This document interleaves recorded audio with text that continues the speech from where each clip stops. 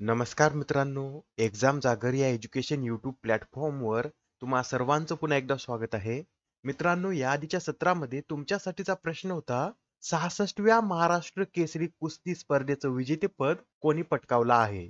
या प्रश्नाचं योग्य उत्तर आहे पर्याय क्रमांक 1 म्हणजे सिकंदर शेख यांनी या 66व्या महाराष्ट्र केसरी कुस्ती स्पर्धेचं विजेतेपद पटकावलेलं आहे. त्यांनी अंतिम सामन्यात शिवराज राक्षे यांना हरवून या स्पर्धेचं विजेतेपद मिळवलेलं आहे. सिकंदर शेख हे कोणत्या जिल्ह्याचे रहिवासी आहेत? तर ते सोलापूरचे रहिवासी आहेत आणि ते कोल्हापूरमधील गंगावेश तालमीत पहिलवानाचं प्रशिक्षण घेत आहेत. आजच्या सत्राचा पहिला प्रश्न पहा. भारतातील पहिल्या LNG चालित वाहतूक ट्रकची निर्मिती कोणत्या कंपनीने केली आहे? तर आता भारतामध्ये प्रथमच LNG वर आधारित ट्रकची निर्मिती अशोक लेलँड या कंपनीने केलेली आहे. आणि हा जो ट्रक आहे, हा ट्रक अवतार या नावाने ओळखला जाईल. बरं, हे जे LNG आहे याचं फुल फॉर्म काय आहे? तर लिक्विफाईड नॅचरल गॅस असं याचं पूर्ण स्वरूप आहे. आणि हा एक नैसर्गिक वायू असून पृथ्वीच्या खोलवर याची निर्मिती होते आणि याच्या स्टोरेजसाठी याला -260 अंश वर थंड केलं जातं. यासच हे सुद्धा लक्षात ठेवा, जगातील पहिलं जलविद्यापीठ उत्तर प्रदेश राज्यातील हमीरपूर जिल्ह्यात तयार करण्यात येत आहे. सर्व जिल्ह्यांमध्ये हॉलमार्किंग केंद्र असणारे देशातील पहिलं राज्य केरळ आहे. भारतीय लष्कराचा पहिला vertical wind tunnel Himachal Pradesh येथे तयार झालेला आहे. अधिकृत वृक्ष, फूल, पक्षी आणि प्रजाती घोषित करणारा भारतातील पहिला जिल्हा कासारगोड आहे. दिव्यांगासाठीचे देशातील पहिले हायटेक क्रीडा प्रशिक्षण केंद्र मध्य प्रदेशमध्ये निर्माण करण्यात आलेलं आहे. रोबोटिक्स फ्रेमवर्क सुरू करणारे देशातील पहिलं राज्य तेलंगणा आहे. भारतातील पहिले आंतरराष्ट्रीय मल्टीमॉडेल लॉजिस्टिक पार्क आसाममध्ये तयार करण्यात येत आहे. देशातील पहिले एअरफोर्स हेरिटेज सेंटर चंदीगडमध्ये स्थापन करण्यात आलेलं आहे. पहिल्या मिलेट्स अनुभव केंद्राची स्थापना नवी दिल्ली. तर भारतातील पहिला जल मेट्रो प्रकल्प केरळमध्ये स्थापन करण्यात आलेला आहे. प्रश्न क्रमांक दुसरा पहा. ICCच्या हॉल ऑफ फेम मध्ये स्थान मिळवणारी पहिली भारतीय महिला क्रिकेटपटू कोण ठरली आहे? तर अलीकडेच आता 3 खेळाडूंना ICCच्या हॉल ऑफ फेम मध्ये स्थान देण्यात आलेलं आहे आणि त्यामध्ये भारताच्या डायना एडुल्जी यांचा सुद्धा समावेश आहे. आणि आता या ICC हॉल ऑफ फेम मध्ये स्थान मिळवणाऱ्या त्या भारतातील पहिल्या महिला ठरलेल्या आहेत. डायना एडुल्जी यांच्याविषयी सांगायचं झालं तर त्यांची क्रिकेटमधील कारकीर्द ही 17 वर्षाची होती. त्यांनी 20 कसोटी सामन्यात 404 धावासह 63 विकेट घेतलेले आहेत आणि 34 एकदिवसीय सामन्यात 211 धावासह 46 विकेट्स मिळवलेले आहेत. यासह भारताच्या वीरेंद्र सेहवाग यांचा सुद्धा हॉल ऑफ फेम मध्ये समावेश करण्यात आलेला आहे. त्यांनी आपल्या क्रिकेट कारकिर्दीत 104 कसोटी सामन्यात 8586 धावा करत 40 विकेट्स घेतलेले आहेत. 251 वन डे सामन्यात 8273 धावासह 96 विकेट्स आणि 19 T20 सामन्यात 394 धावा केलेल्या आहेत. आणि या यादीमध्ये जो तिसरा खेळाडू आहे हा श्रीलंकेचा आहे आणि त्यांचं नाव काय आहे? तर आर्विंदा डी सिल्वा असं त्यांचं नाव आहे. आणि ICC द्वारे हॉल ऑफ फेमची सुरुवात कधी करण्यात आलेली आहे? तर 2009 मध्ये फेडरेशन ऑफ इंटरनॅशनल क्रिकेटर्स असोसिएशनच्या सहकार्याने या हॉल ऑफ फेमची सुरुवात करण्यात आलेली आहे. नेक्स्ट क्वेश्चन पहा. 10व्या आसियान संरक्षण मंत्र्यांच्या अथवा ADMM प्लस बैठकीचं आयोजन कोणत्या शहरात करण्यात येणार आहे? तर आता ही जी 10वी आसियान संरक्षण मंत्र्यांची बैठक आहे याचं आयोजन इंडोनेशियाची राजधानी जकार्ता येथे करण्यात येणार आहे. ही जी बैठक आहे ही 16 ते 17 नोव्हेंबर दरम्यान पार पडेल आणि यामध्ये भारताचं प्रतिनिधित्व हे संरक्षण मंत्री राजनाथ सिंह हे करतील. सध्या ADMM प्लसचं अध्यक्षपद इंडोनेशियाकडे असल्यामुळे या बैठकीचं आयोजन सुद्धा इंडोनेशियामध्येच करण्यात येत आहे. आणि ही जी ADMM आहे ही आसियान मधील सर्वोच्च संरक्षण सल्लागार आणि सहकारी यंत्रणा आहे आणि या ADMM प्लस मध्ये 10 आसियान देश आणि त्याचे 8 संवाद भागीदार यांचा समावेश होतो.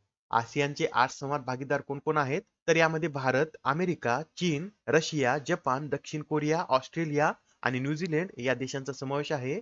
आणि भारत 1992 मध्ये आसियानचा संवाद भागीदार बनला होता.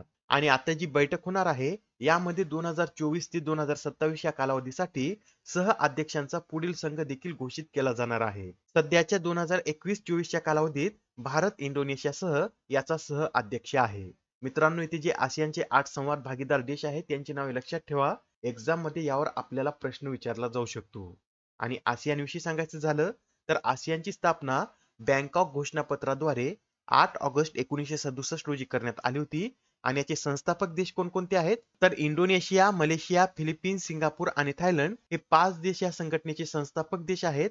आणि त्यानंतर 1994 मध्ये ब्रुनेई, 1995 मध्ये व्हिएतनाम, 1997 मध्ये म्यानमार आणि लाओस, तर 1999 मध्ये कंबोडिया हा देश या संघटनेमध्ये सामील झालेला आहे. आसियानचं मुख्यालय कुठे आहे? तर इंडोनेशियामधील जकार्ता येथे आसियानचं मुख्यालय आहे. प्रश्न क्रमांक 14 पहा. Association of mutual fund in इंडियाचे नवीन मुख्य कार्यकारी अधिकारी म्हणजे सीईओ म्हणून कोणाची नियुक्ती करण्यात आली आहे? तर आता association of mutual fund in इंडियाचे नवीन सीईओ हे व्यंकट नागेश्वर चालसानी बनलेले आहेत. याआधी याचे सीईओ कोण होते? तर नवनीत मनोत हे याचे सीईओ होते. आता ते या ऑर्गनायझेशनचे अध्यक्ष बनलेले आहेत आणि आता त्यांच्या ठिकाणी व्यंकट नागेश्वर चालसानी यांची नियुक्ती करण्यात आलेली आहे.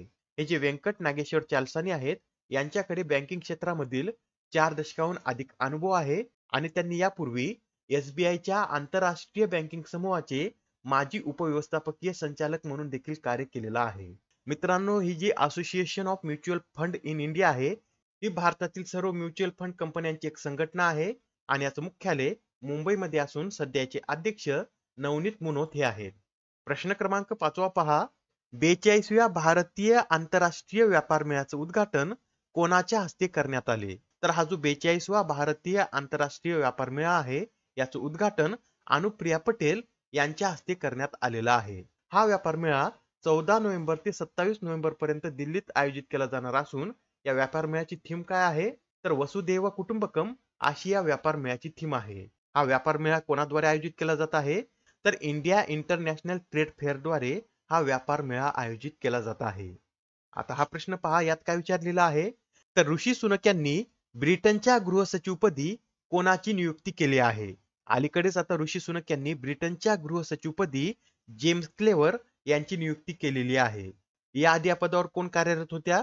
तर सुएला ब्रेवरमन या पदावर कार्यरत होत्या आणि आता त्यांना हटवून त्यांच्या ठिकाणी जेम्स क्लेवर यांची ब्रिटनच्या गृहसचिवपदी नियुक्ती करण्यात आलेली आहे. त्यांच्याबरोबरच आता युकेचे परराष्ट्र सचिव म्हणून माजी पंतप्रधान डेव्हिड कॅमरून यांची या पदावर नियुक्ती करण्यात आलेली आहे. अत्यंत महत्वाचा पॉइंट आहे, लक्षात ठेवा. ब्रिटनच्या गृहसचिवपदी जेम्स क्लेवर तर परराष्ट्र सचिव म्हणून डेव्हिड कॅमरून यांची नियुक्ती करण्यात आलेली आहे. प्रश्न क्रमांक 7 पहा. जामिया मिलिया इस्लामिया या विद्यापीठाचे नवे कुलगुरू म्हणून कोणाची नियुक्ती करण्यात आली आहे? या प्रश्नाचं योग्य उत्तर आहे पर्याय क्रमांक 1 म्हणजेच डॉक्टर मुफद्दल सैफुद्दीन हे या विद्यापीठाचे कुलगुरू बनलेले आहेत.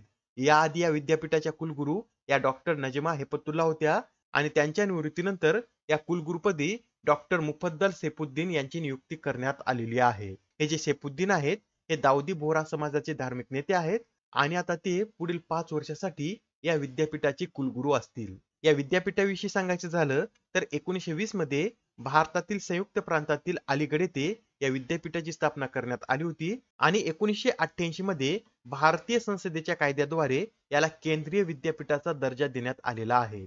प्रश्न क्रमांक 8 पहा. 19व्या कलाकार पुरस्काराने कोणाला सन्मानित करण्यात आले? तर आता हा जो 19वा कलाकार पुरस्कार आहे या पुरस्काराने अपोलिनारिस डिसूजा यांना सन्मानित करण्यात आलेला आहे. हे जे अपोलिनारिस डिसूजा आहेत हे प्रख्यात कोकणी गायक, गीतकार आणि संगीतकार आहेत आणि आता त्यांच्या कार्यासाठी त्यांना या कलाकार पुरस्काराने सन्मानित करण्यात आलेला आहे. प्रश्न क्रमांक 9 पहा. लोकसभेच्या नैतिकता समितीने खालीलपैकी कोणत्या खासदाराची हकालपट्टी करण्याची शिफारस करणारा अहवाल नुकताच सादर केला आहे? तर आता लोकसभेच्या नैतिकता समितीने महुआ मोइत्रा यांची हकालपट्टी करणारा अहवाल सादर केलेला आहे. महुआ मोइत्रा या ऑल इंडिया तृणमूल काँग्रेसमधील नेत्या असून त्या पश्चिम बंगालमधील कृष्णनगर येथून निवडून आल्या असून सध्या त्यांच्यावर कॅश फॉर क्वेरी म्हणजेच लोकसभेमध्ये प्रश्न विचारण्यासाठी पैसे घेतल्याचा आरोप आहे. यासाठी लोकसभेच्या नैतिकता समितीने त्यांच्यावर ही कारवाई केलेली आहे. या नैतिकता समितीविषयी सांगायचं झालं तर यामधील सदस्यांची नियुक्ती सभापतींद्वारे 1 वर्षासाठी केली जाते. सध्याचे अध्यक्ष कोण आहेत? तर विनोद कुमार सोनकर हे या समितीचे सध्या अध्यक्ष आहेत आणि 1996 मध्ये दिल्लीत पार पडलेल्या पीठासीन अधिकाऱ्यांच्या परिषदेत नैतिकता पॅनेलची कल्पना प्रथम मांडण्यात आली होती. आजच्या सत्रामधील शेवटचा प्रश्न पहा. दरवर्षी आदिवासी गौरव दिवस कधी साजरा केला जातो? तर हा जो दिवस आहे हा 15 नोव्हेंबर रोजी साजरा केला जातो आणि हा दिवस 15 नोव्हेंबर रोजीच का साजरा केला जातो? तर 15 नोव्हेंबर हा बिरसा मुंडा यांचा जन्मदिवस आहे आणि 2021 मध्ये बिरसा मुंडा यांचा जन्मदिवस आदिवासी गौरव दिन म्हणून साजरा करण्याचा निर्णय घेण्यात आला होता आणि त्यानुसार 2021 पासून हा दिवस 15 नोव्हेंबर रोजी साजरा करण्यात येत आहे. बिरसा मुंडा यांच्या नेतृत्वाखाली इंग्रजाविरुद्ध जे बंड पार पडलं होतं ते कोणत्या नावानं ओळखलं जातं, तर उल गुलान विद्रोह या नावानं हे बंड ओळखलं जातं. आणि हे जे बिरसा मुंडा आहेत यांना धरती आबा असं देखील म्हटलं जातं. आजच्या सत्रामधील तुमच्यासाठीचा प्रश्न पहा. कोणत्या भारतीय राज्याने ग्लोबल रिस्पॉन्सिबल टुरिझम अवॉर्ड 2023 जिंकला आहे? आता या प्रश्नाचं उत्तर कमेंट मध्ये देण्याचा प्रयत्न करा. उत्तर चुकलं तरी काही हरकत नाही, कारण ज्यावेळेस तुम्हाला या प्रश्नाचं योग्य उत्तर माहित होतं त्यावेळेस हा प्रश्न तुमच्या दीर्घकाळापर्यंत लक्षात राहतो. तर आता पुढच्या सत्रामध्ये पुन्हा भेटूया. धन्यवाद.